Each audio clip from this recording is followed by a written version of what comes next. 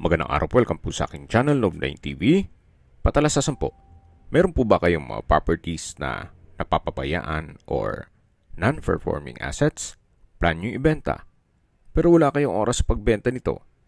Kung ito'y pagkakatiwala nyo po sa amin, tawag lang po kayo sa aking numero, usap po tayo, gawin ko po ng video for free. Yes, libre po, wala po kayong babayaran. Tutulungan pa namin kayong mabenta ang inyong property. Kami na po bala sa marketing, sa boosting or paid ads. Even sa tripping, hindi na po kayo mapapagod sa pag-entertain ng mga buyers. Kami na po bala sa lahat.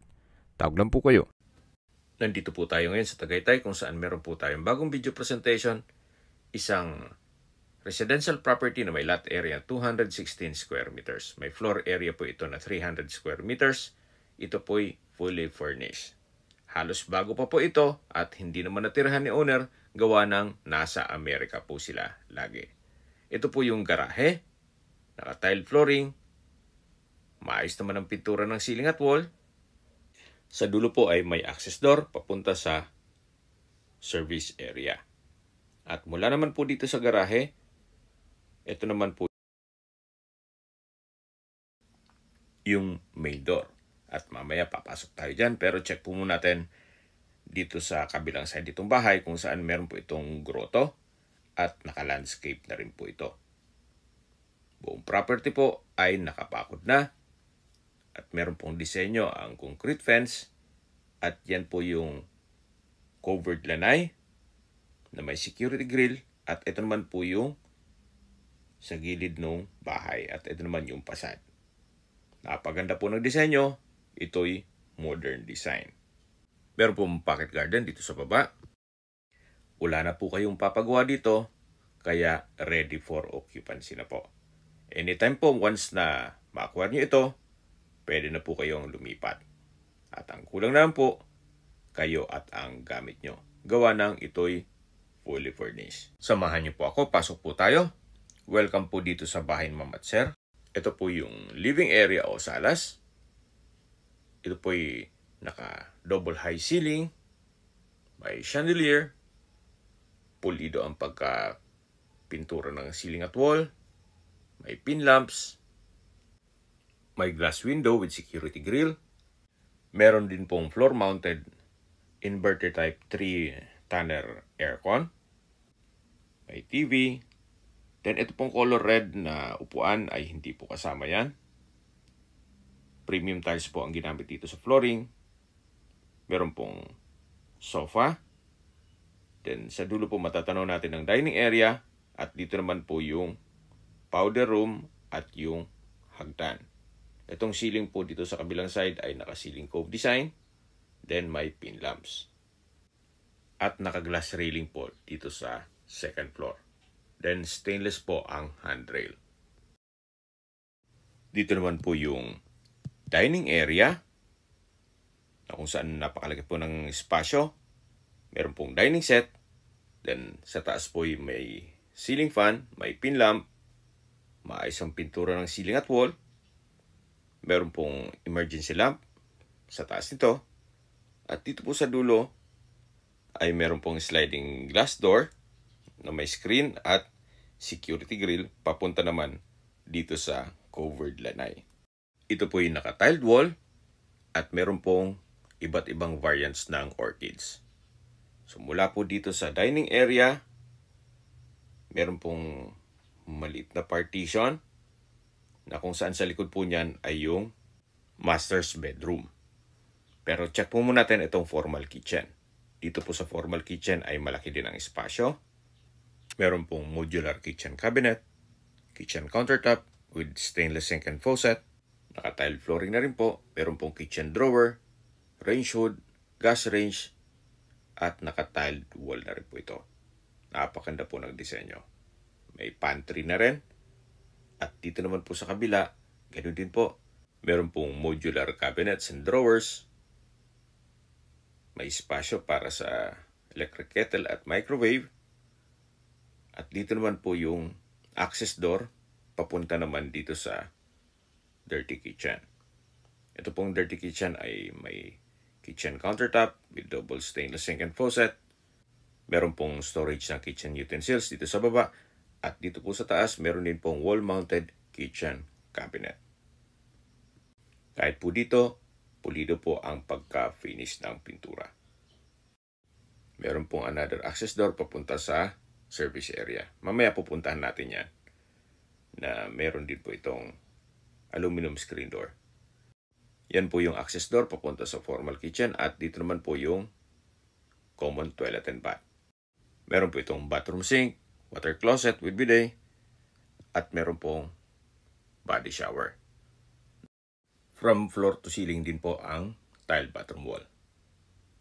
So mula po dito sa common toilet and bath, meron po ditong maid's quarter o maid's room.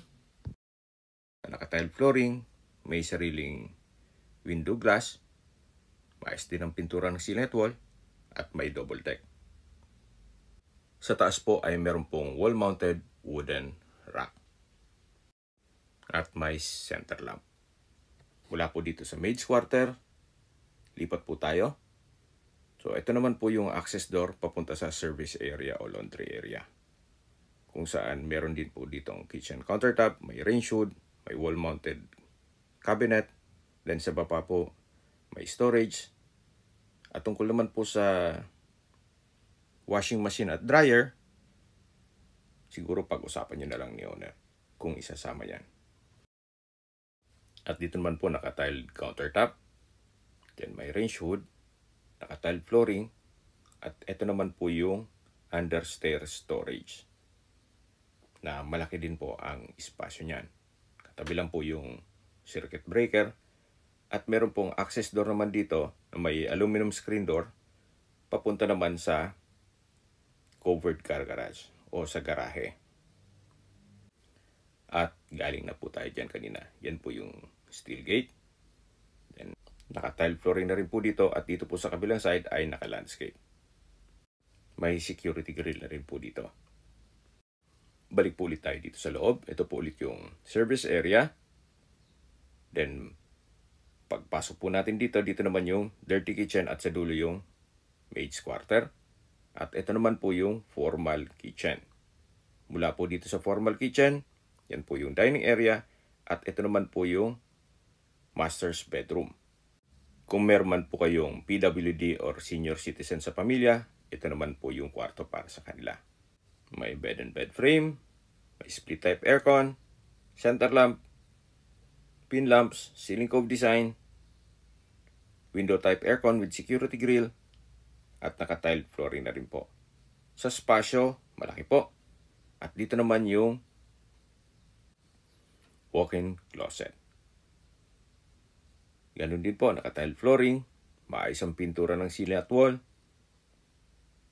at malaki naman ang espasyo. So, kabilaan po yan. Kaya marami po kayong gamit na pwede may lagay dyan.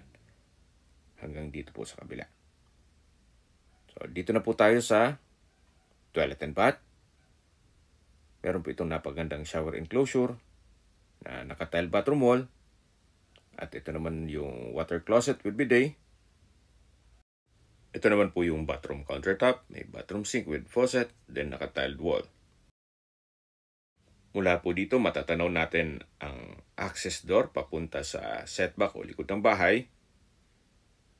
Ito po yung naka-glass door at may security grill. At yan pong natatanaw natin ay yung water reservoir na kakasya po ang 3,000 liters. In case ng water shortage, mapapakinabangan po yan. Then naka-tiled din po ang buong water reservoir. Babalik po ulit tayo dito sa loob ng toilet and bath dito sa master's bedroom. Ito po ulit yung walk-in closet at ito naman yung bedroom. Napakaganda po. Lalabas po tayo. So ito po ulit yung partition na katabi lang ng dining area. At ito naman yung access door papunta dito sa covered lanay na na-present ko na po kanina. At yung sa dulo po, yan naman daan papunta sa harapan ng bahay. So balik po ulit tayo dito sa loob. Yan po yung formal kitchen na na-present ko na rin. At dito naman po yung dining at living area.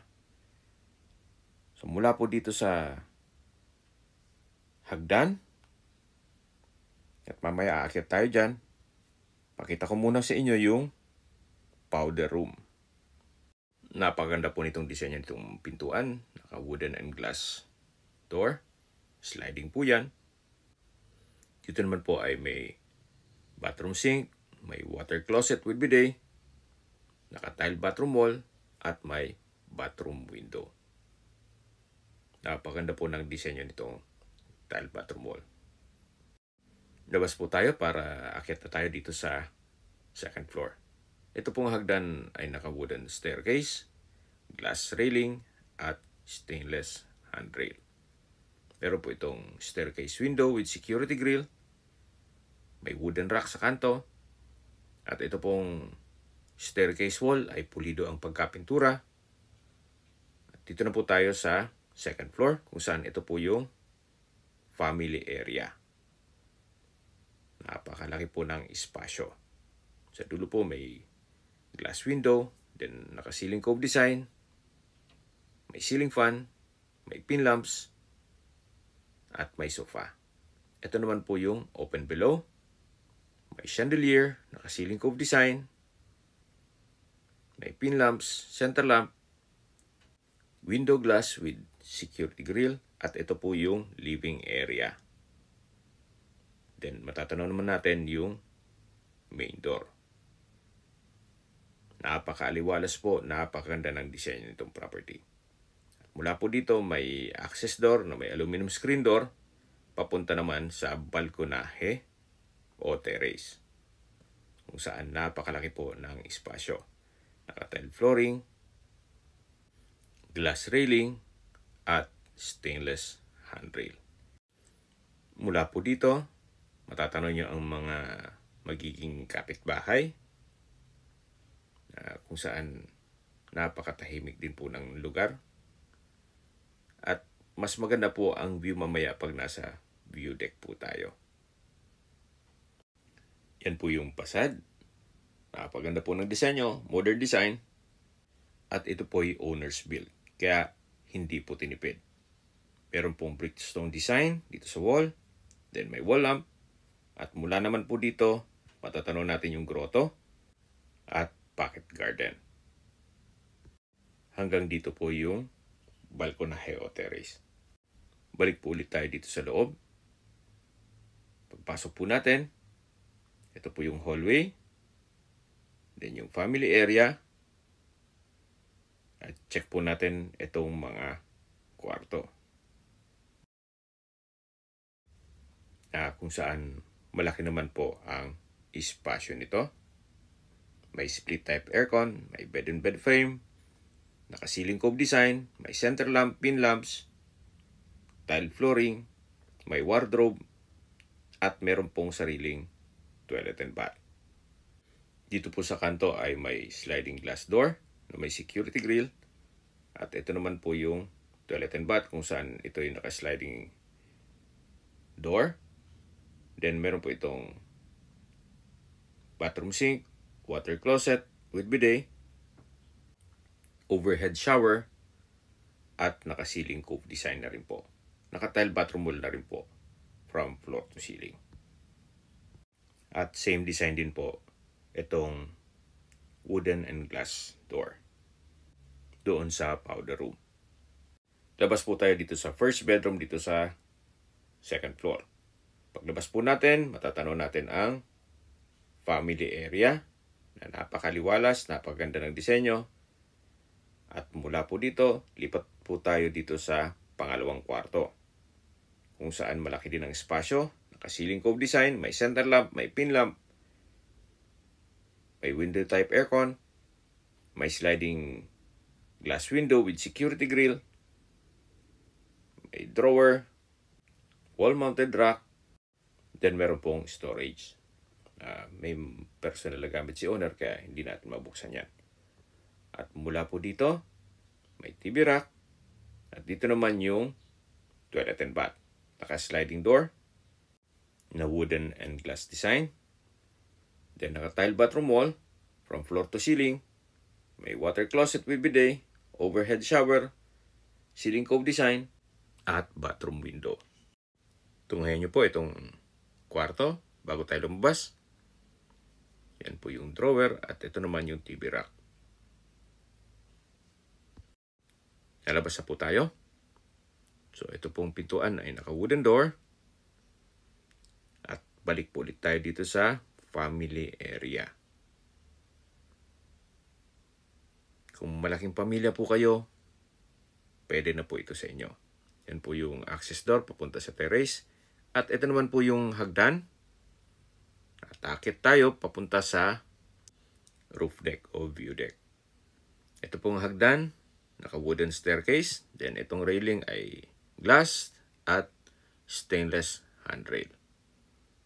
Ito pong pintuan ay may security grill na papunta po ito sa roof deck o view deck. Yan po, napakalawak po nitong espasyo. Dito po may bar countertop. Then sa dulo may wall-mounted cabinet. May sink and faucet. Naka-tile flooring. Aside from dun sa reserva, meron pong water tank. Then sa baba po meron pong drawers and cabinets. May high chair. At naka-tile flooring na rin po. Sa likod po nito ay meron pong toilet and bath. Kaya po nang sabi ko sa inyo kanina, in case ng water shortage, wala pong problema. Aside from this tank, meron pong 3,000 liters na water reserva. Mula po dito, matatanaw nyo ang mga kapitbahay. Napaganda po, napakaliwalas, tahimik ang lugar, sariwang hangin, at malamig po ang klima. Ito po ay nasa mataas na lugar. Ang estimated elevation above sea level ay 2,000 feet. Yan po, tunghayan nyo po ulit itong roof deck. Napaganda po ng setup. May bar at meron pong toilet and bath. Habang naglilibot po tayo at pinagmamasdan nyo po itong kapaligiran, pag-usapan na natin ang distance, location at travel time. Mula po sa Picnic Grove, ang distance is 1.1 km at ang travel time is 4 minutes. Kaya kung magti-tripping po tayo, sa Picnic Grove ang meeting place. At mula naman po sa People's Park, ang distance is 3.7 kilometers at ang travel time is 9 minutes. Mula naman po sa Tagaytay Flower Market, ang distance is 2.9 kilometers at ang travel time is 5 minutes. Mula naman po sa Tagaytay Rotonda, ang distance is 5.2 kilometers at ang travel time is 10 minutes. Sa Tagaytay Rotonda po ay kumpleto na rin gaya ng malls, hotels, restaurants, banks, schools, church, at hospital. Yan po yung lagi kong binabanggit sa aking video na dapat nyo i-consider sa paghanap ng property, yung meron pong malapit na hospital. Hindi ko naman po sinasabing sakitin kayo, yan naman po ay for emergency purpose lang naman. Mula naman po sa Calax, Santa Rosa Interchange, ang distance is 15 kilometers at ang travel time is 20 minutes. Ang Calax po ay connecting South Luzon Expressway, Skyway all the way to North Luzon Expressway at ibang parte ng Metro Manila. Mula naman po sa Manila o sa airport, ang distance is 55.5 kilometers at ang travel time is 54 minutes. Okay, sa presyo na po tayo. Mula po sa 18 million pesos, nag-markdown price na po si owner sa 16.8 million pesos net. Ibig pong sabihin, si buyer na po ang sasagot sa lahat ng taxes at expenses with regard to documentation. Sa mga nag-skip po ng video, ito pong property ay nasa Tagaytay at halos hindi po ito natirhan ni owner, gawa ng nasa Tagaytay po sila. Kompleto na po lahat ng furnishings at appliances.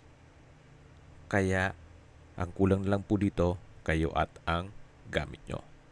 Opo, ito po'y fully furnished at fully fenced.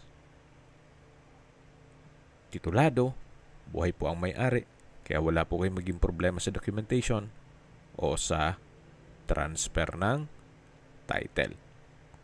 Nasa likod na parte na tayo ng bahay kung saan makita nyo naman ito po'y well-maintained. Wala po kayong ipapagawa dito. Ready for occupancy. Kung may mga katanungan po kayo, tawag lang po kayo sa aking numero. At sa mga kababayan naman natin na sa ibang bansa, meron po akong WhatsApp, Viber, at Telegram.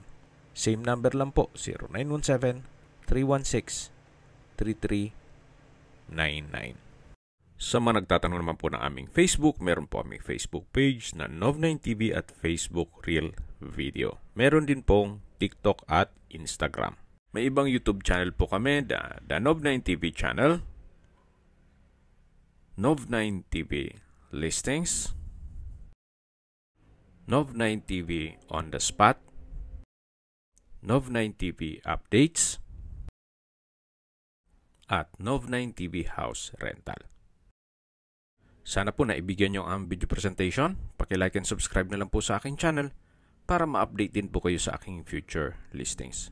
Kung sakali po hanap nyo yung mas malaking sukat ng lupa, meron din po kami ibang listings na pwede nyong pagpilian. Huwag po kayong mag-atubiling tumawag sa amin. Then, let us know your budget para malaman namin kung anong property pwede naming ilog sa inyo. Sa lahat pong viewers, subscriber at nagtiwala po sa amin, salamat po sa suporta.